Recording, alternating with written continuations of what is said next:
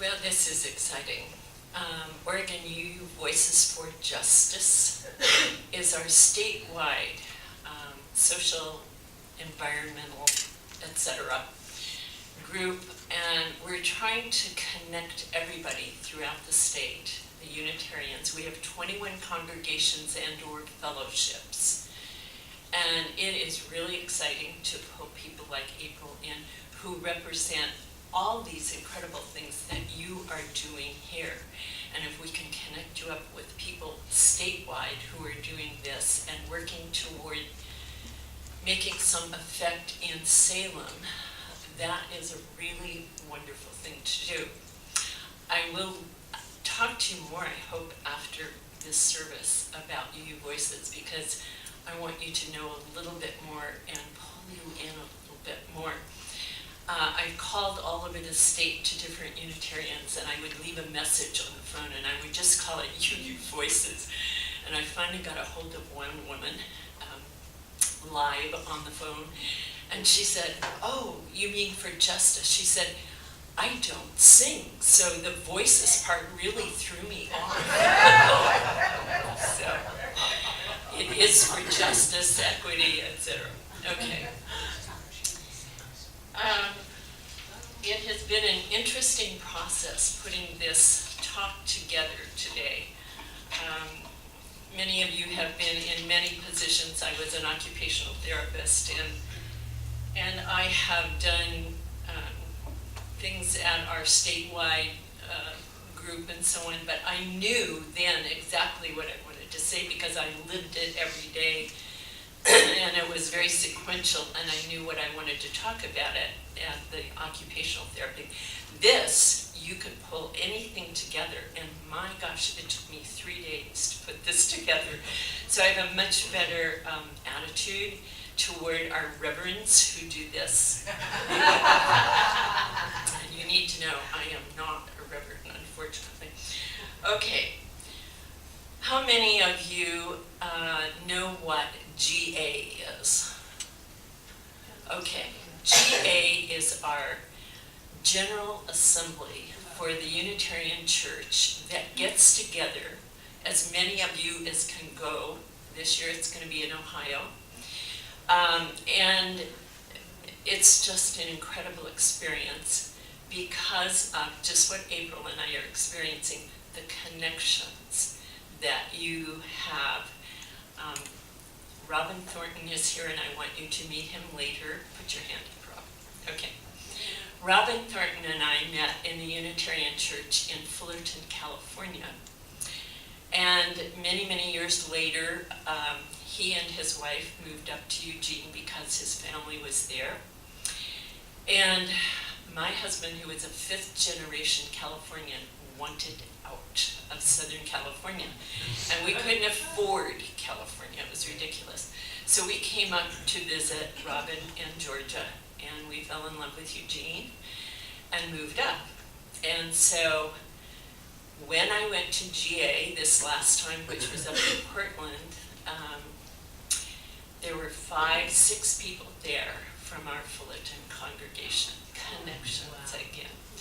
And this is what we need so much, are these connections, not just in our group, but what you are doing in the community with connections of people who have like minds and like values.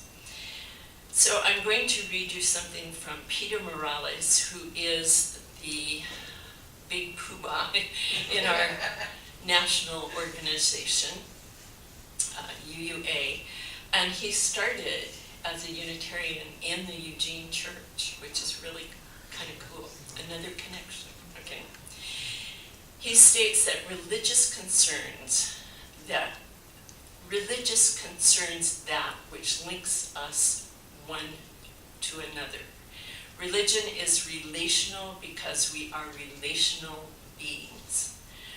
Radical individualism may have been a liberating force in a more rigid society of the 19th century. Today, in a culture that erodes enduring relationships and isolates people, individualism is a prison. I believe it is a spiritual disease of our time. Religion is something we practice together. My religion isn't about me, it's about us. So, it is through the practice of our religion that we create community, that we strengthen the bonds that sustain us, and that we build compassionate connections to the wider world, which is exactly what you've been talking about this morning. Pretty wonderful. Okay. At one of our UUA, the big meeting, the General Assembly, they always have a WARE lecture, W-A-R-E, and they are incredible. And you can pull a lot of these up online. And in 2012, Sister Simone Campbell spoke at the WARE lecture. And she, oh, if you go on, she's just a corker. And she is a nun, among other things. And she started the Nuns on the Bus. I don't know if you've heard of that. Yeah. And so she talked a little bit about that. And Bill Moyer's wife was very instrumental in getting somebody to go with her who was from the media. And he went with them on the bus the whole time on the bus. And she said, one of the things he said to her one morning was, "Sister, every time we drive into a new place, you walk into trouble. You walk toward trouble." And I think that's where a lot of us come from when we try to work with people, when we see the inequity that we see in this world. It's based on some really underneath things that are trouble, and we are not afraid to walk toward that. We want to walk with the people that need a special time with us. One of the things that I love, which I've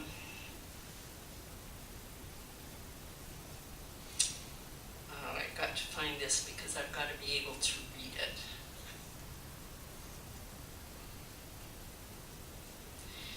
Okay, let's see if I can remember it. It is based on a Naomi, no, not Klein, Naomi, a wonderful woman who was a pediatrician, and she wrote several books. Naomi Rachel Ruman. Do it again. Naomi Rachel Ruman. She is marvelous, and she does this, but I paraphrase it. Sorry about that, but I do.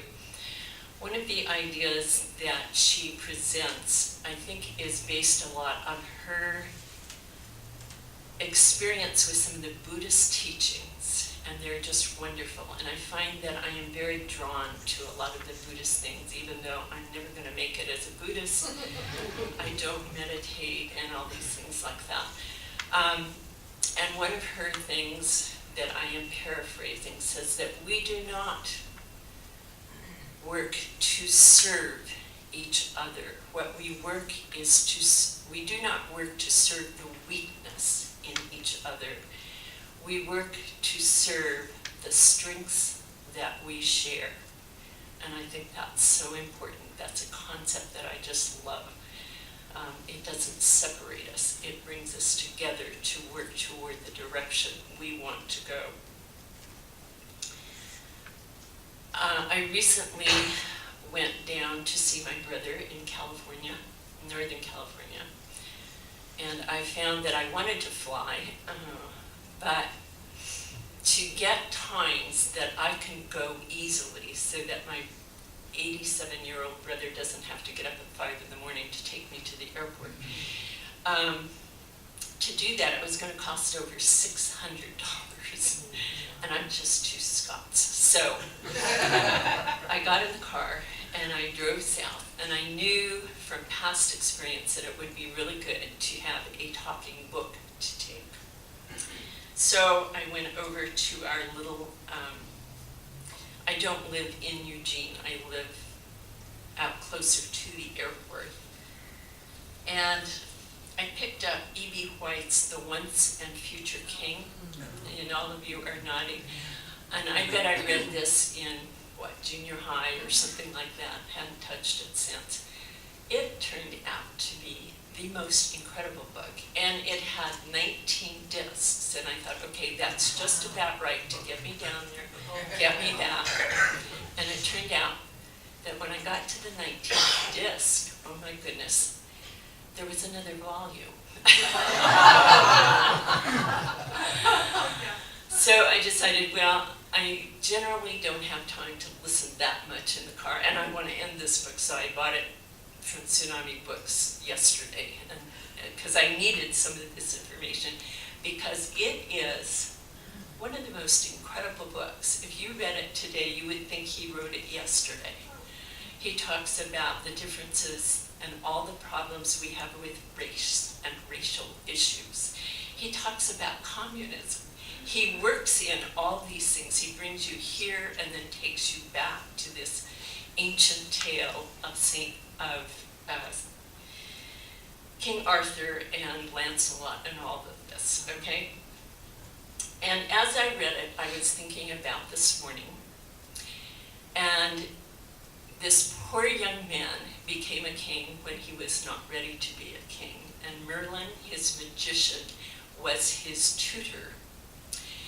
And the tutor wanted him to really think about war and think about killing, because that's pretty much what they were always trying to do.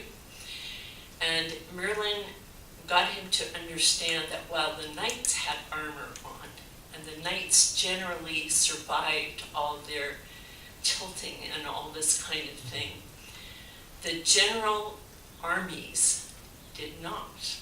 They were killed and killed and killed, and they wanted him to understand that while you're out there kind of playing with each other, you are killing people. And yeah, and so Arthur was able to understand that, and he finally put together this idea that maybe they needed to do it a different way. And so he came up with the concept of the round table, okay? And in that way, if the knights were sitting at the round table, there would not be a head knight or a subordinate knight. They would all be equal.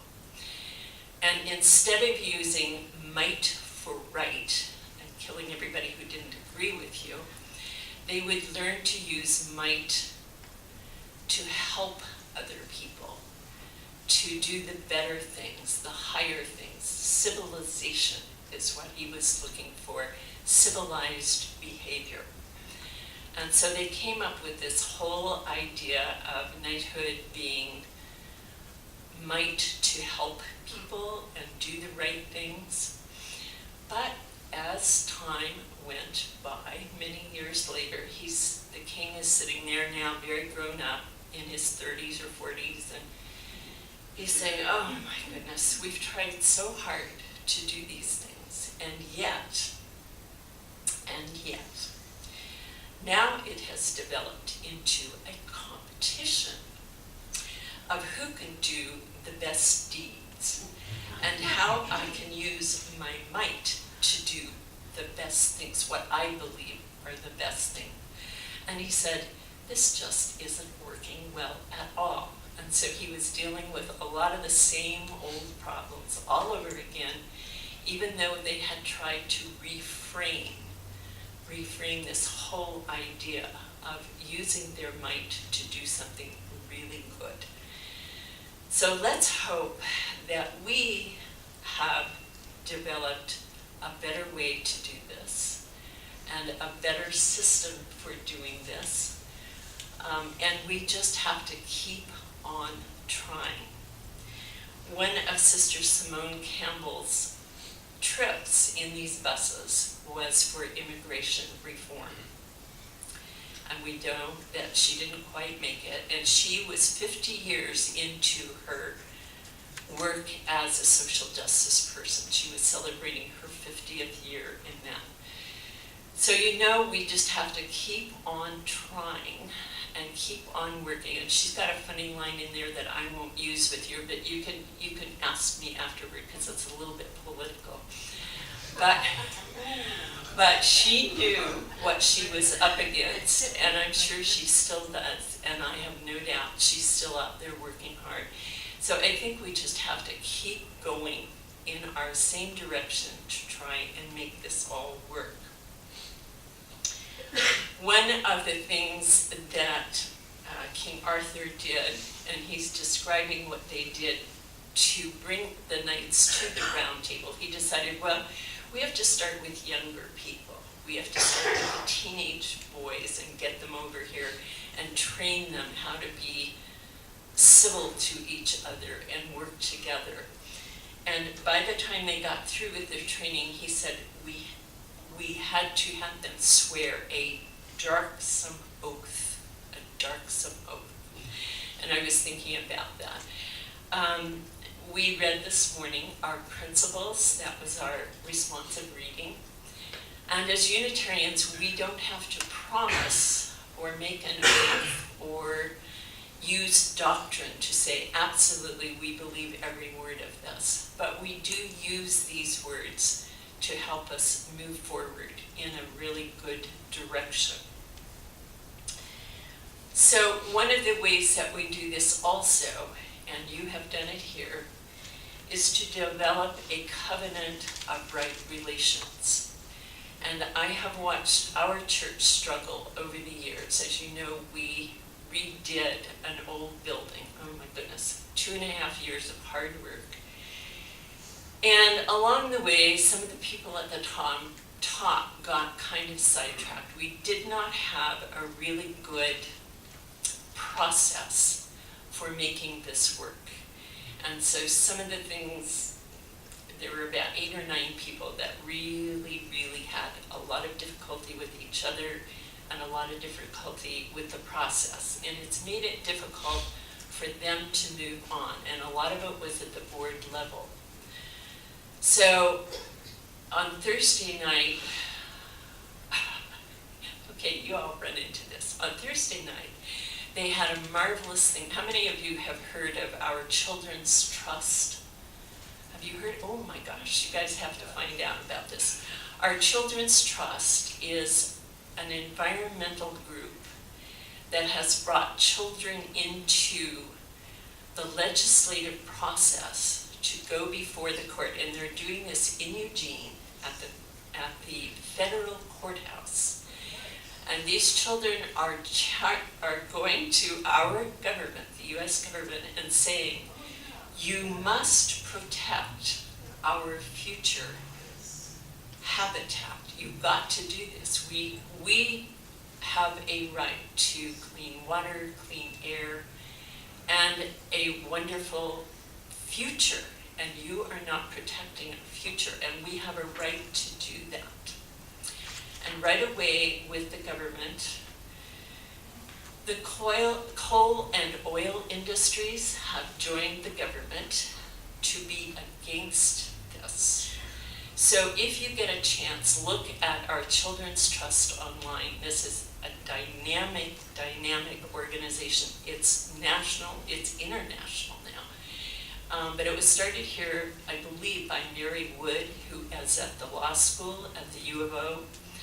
Just an incredible person. And they're really pushing this new dimension. They're saying it's not a political thing.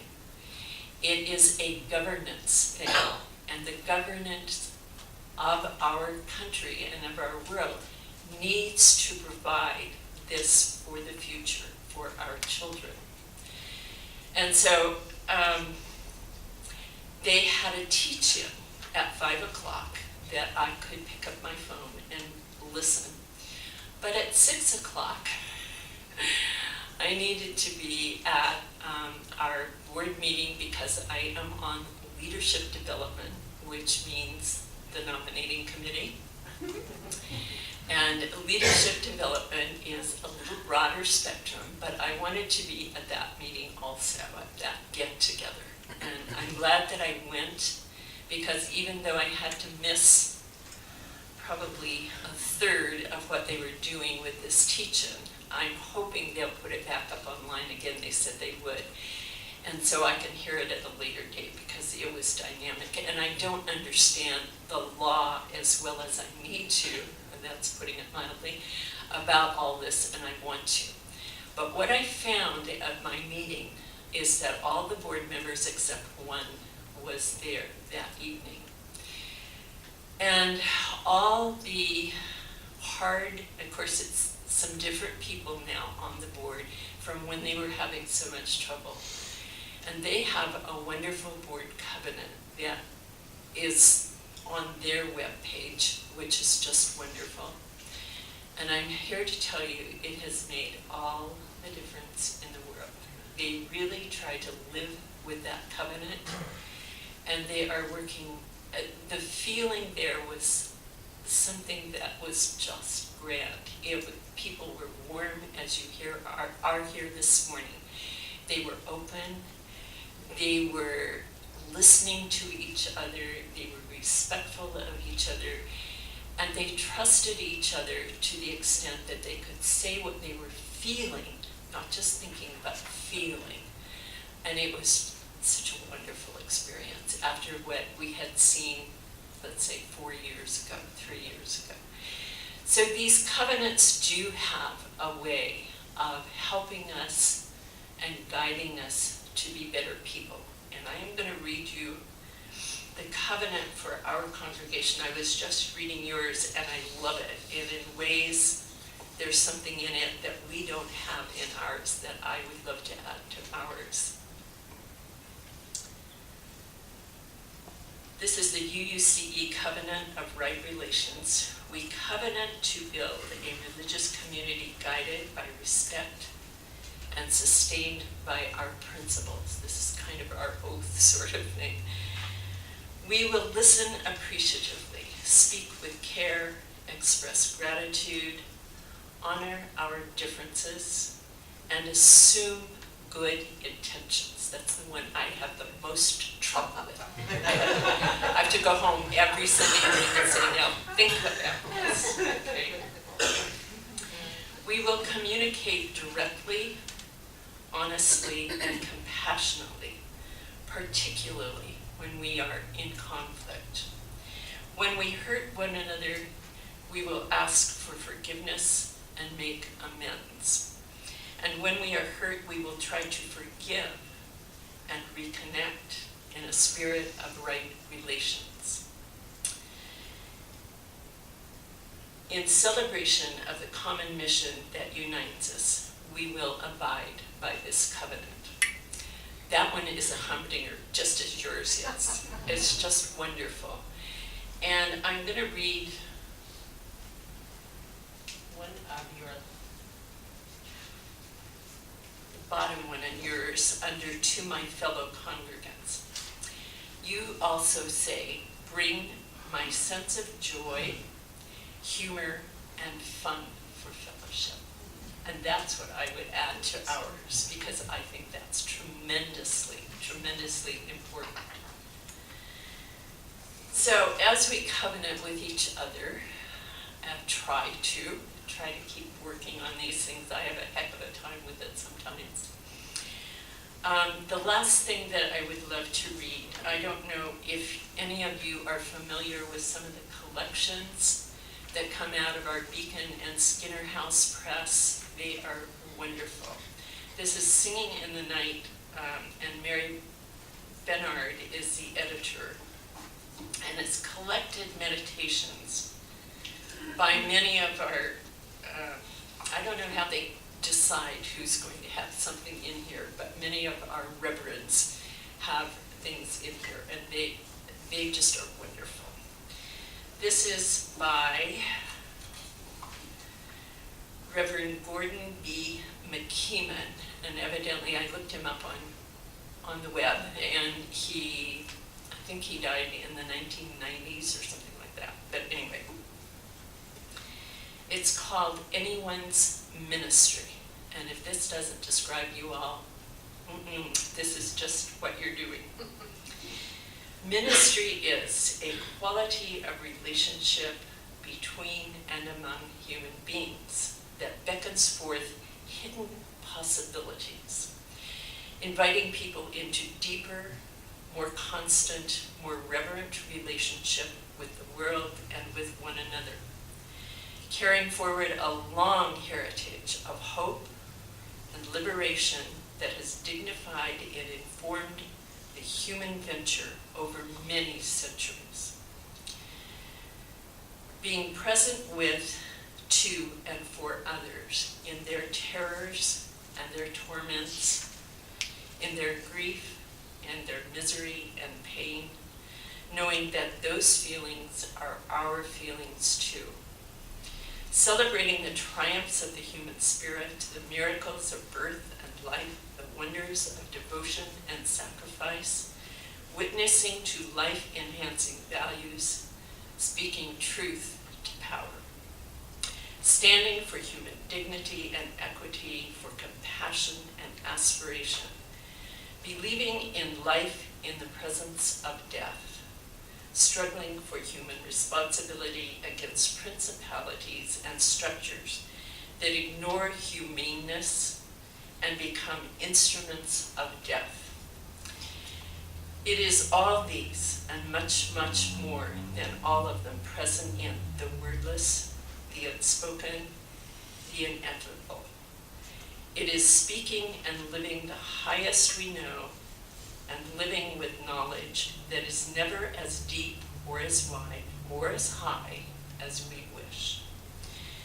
Whenever there is a meeting that summons us to our better selves, wherever our lostness is found, our fragments are united, our wounds begin healing, our spines stiffen and our muscles grow strong for the task. There is ministry. Thank you very much for letting me come this morning.